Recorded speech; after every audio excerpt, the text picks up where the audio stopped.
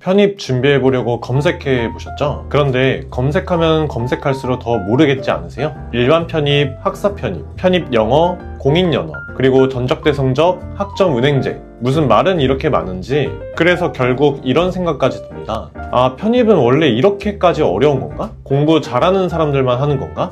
그런데 제가 편입 학생들을 직접 관리해보니까요, 꼭 그렇지만은 않습니다. 편입이 어려운 이유는 편입 자체가 말도 안 되게 어려워서가 아니라 처음에 본인이 어디서부터 뭐를 시작해야 될지 모르기 때문에 어려운 거예요.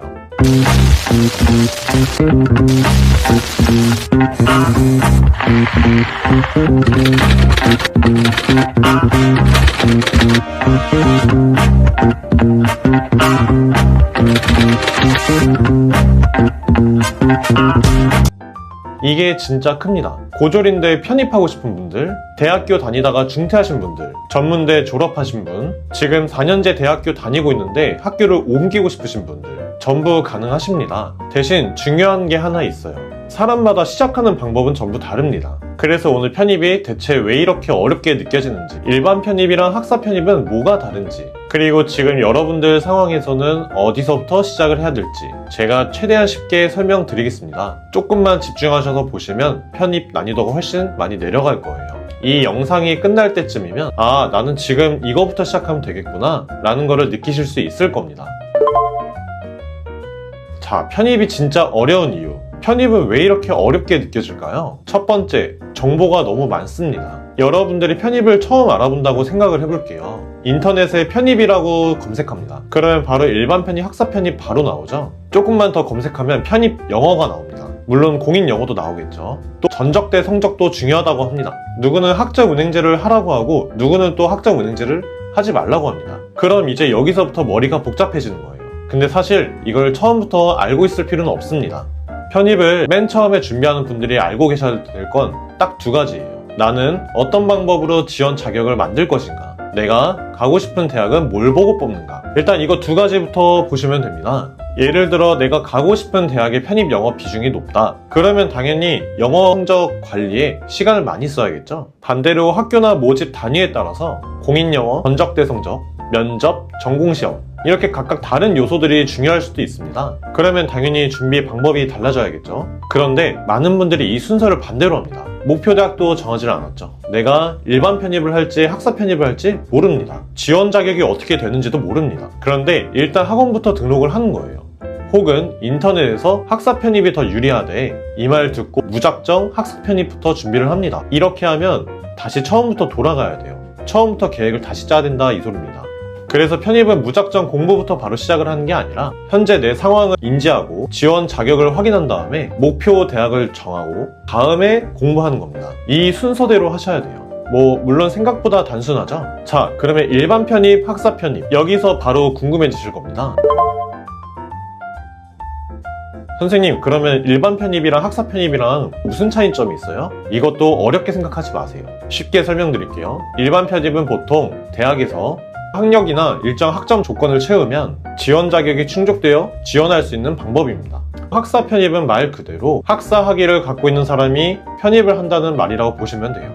자, 여기까지는 어렵지 않죠? 문제는 그 다음입니다. 그러면 둘 중 뭐가 더 좋아요? 저는 이 질문 진짜 많이 받습니다. 제가 무조건 일반 편입이 좋다, 무조건 학사 편입이 좋다, 이렇게 말씀드리기는 어려워요. 왜냐하면 학교마다 모집 인원도 다르고 모집 조건도 다르기 때문이죠. 경쟁률도 많이 다르고요. 지원 조건도 많이 다릅니다. 제일 중요한 거는 여러분들의 조건이 각각 전부 상황이 다르다는 겁니다. 예를 들어 고졸인 학생하고 전문대 졸업을 한 학생이 있다고 가정을 해볼게요. 두 사람이 편입을 준비하고 싶다고 해서 같은 조건으로 준비할 수는 없겠죠. 대학교를 이미 어느 정도 다닌 학생하고 아예 다닌 적이 없는 학생도 마찬가지입니다. 그래서 일반 편입과 학사 편입 중에 어떤 걸 선택을 할지는 현재 학력, 보유 학점, 준비할 수 있는 기간, 목표 대학, 이것들을 같이 보고 결정을 하셔야 됩니다. 남들이 학사 편입했다고 나도 무조건 학사 편입? 절대 아니에요. 그렇다고 남들이 일반 편입이 빠르다고 나도 무조건 일반 편입? 그것도 절대 아닙니다. 내 자신에 맞는 전형을 찾아주셔야 돼요.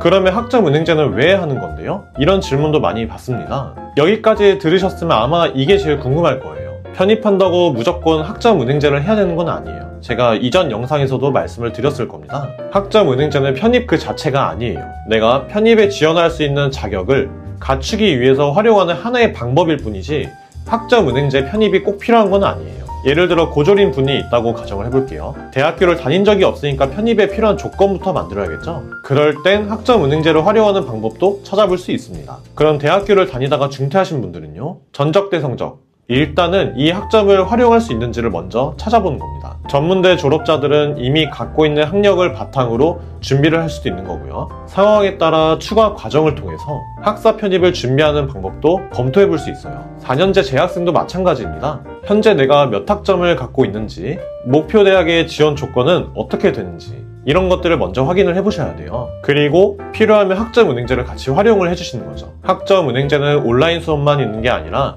상황에 따라서 기존 대학에서 이수한 학점이나 자격증, 독학 학위제 등 여러 방법을 통해서 학점을 인정받을 수 있습니다. 그래서 학점은행제를 무조건 좋다, 나쁘다 이렇게 생각하실 필요는 없어요. 필요한 사람은 활용을 하면 되고요. 필요 없는 사람들은 굳이 돈을 들여가면서 할 필요가 없습니다. 두 개를 정확히 구분을 하셔야 돼요. 그러면 이제 제일 중요한 부분입니다. 그래서 저는 뭘 해야 되는데요? 최종 학력별로 말씀드릴게요.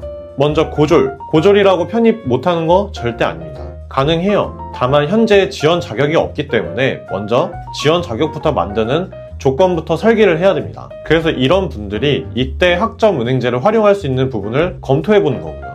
두 번째, 대학교 중퇴. 중퇴하신 분들은 무조건 처음부터 시작한다고 생각하지 마세요. 대학교 다니면서 이수한 학점이 있을 수도 있지 않습니까? 그러면 그 학점을 활용할 수 있는지를 먼저 한번 생각을 해보셔야 돼요. 쓸 수 있는 학점이 있는데 그걸 모르고 처음부터 시작을 한다? 이 시간도 아깝고 비용도 진짜 무시 못해요. 세 번째, 전문대 졸업. 전문대를 졸업하셨다면 일반 편입 지원 가능한 대학교들 먼저 확인해 볼 수 있습니다. 그런데 목표 대학이나 전공, 기간 등을 따져봤을 때 학사 편입이 더 적합하다고 판단되면 추가적인 학위 과정을 설계하는 방법도 있어요. 마지막, 4년제 대학생. 여기가 진짜 중요합니다.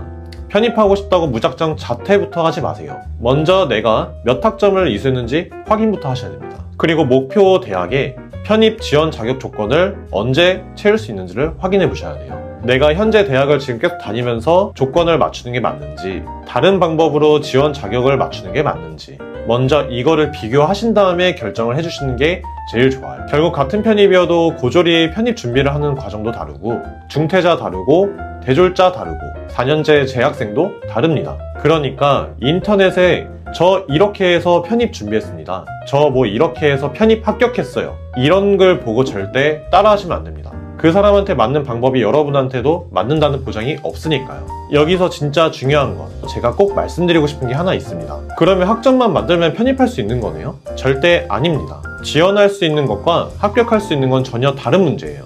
이거 정말 중요합니다. 학점은행제를 통해서 필요한 자격 조건이나 지원 자격을 충족했다고 한번 생각을 해볼게요. 그러면 나는 편입에 지원할 수 있는 자격만 준비를 한 겁니다. 합격을 보장받는 게 아니에요.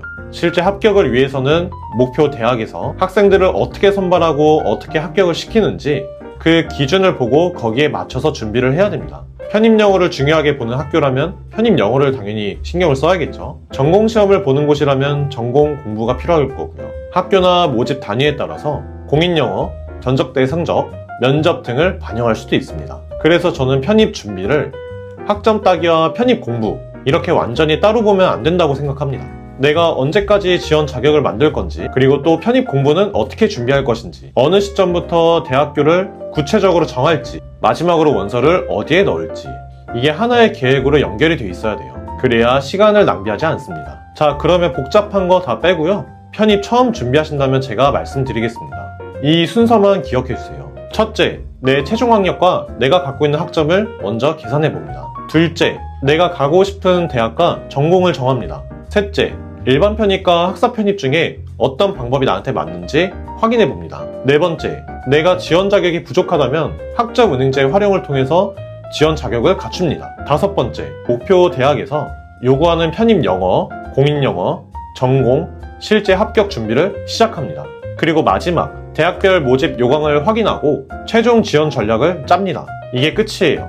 생각보다 단순하죠? 여러분들이 편입을 어렵게 느끼는 이유는 처음부터 모든 걸 한꺼번에 하려고 해서 그래요. 하나씩 하면 됩니다. 대신 처음에 잡는 방향은 정확하게 잡으셔야 돼요. 왜냐하면 방향을 잘못 잡으면 처음으로 다시 돌아와야 될 수도 있거든요. 열심히 학점을 만들었는데 내가 나중에 지원 가능한 지원 자격을 만드는데 신경만 쓰다가 정작 편입 영어 준비를 제대로 못할 수도 있습니다. 그래서 편입은 무조건 빨리 시작하는 것보다 제대로 알고 준비하는 것이 더 중요해요. 자, 오늘 내용 딱 한 문장으로 정리해드리겠습니다.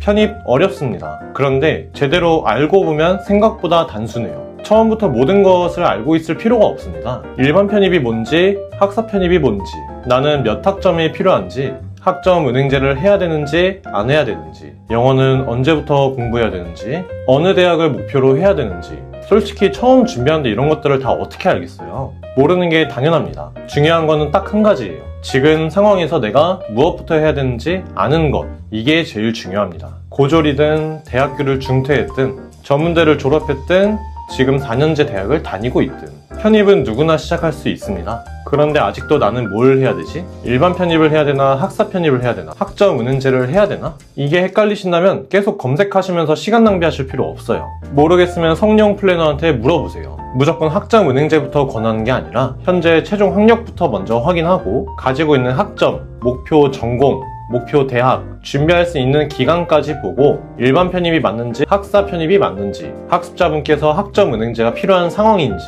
그리고 또 필요하다면 어떻게 준비해야 되는지 제가 처음부터 하나씩 정리해 드리겠습니다. 편입 너무 어렵게 생각하지 마세요. 누구나 시작할 수 있습니다. 다만 제대로 된 방향을 보고 시작하셔야 돼요. 본인은 어떻게 준비해야 되는지 궁금하다 하단에 있는 고정 댓글로 문의 주시면 제가 안내 도와드리겠습니다. 현재 상황에 맞게 최적의 조건을 알려드릴게요. 감사합니다.